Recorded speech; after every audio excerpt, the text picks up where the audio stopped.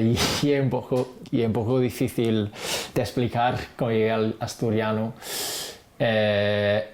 Entamé a ir en asturiano y a aprender la lengua durante la pandemia, esa borrina de la pandemia, pero sí que sé que siempre tenía un interés en el multilingüismo, o sea, estaba consciente de que España es un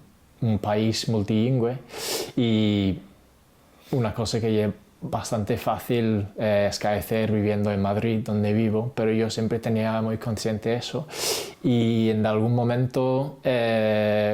digamos, descubrí que existiera tal lengua como el asturiano y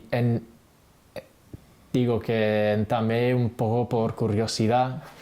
pero en cuanto iba yendo cosas, descubrí un mundo a mí completamente desconocido de literatura, de escritores y por eso, o sea, sí fue por casualidad que entamé, seguí porque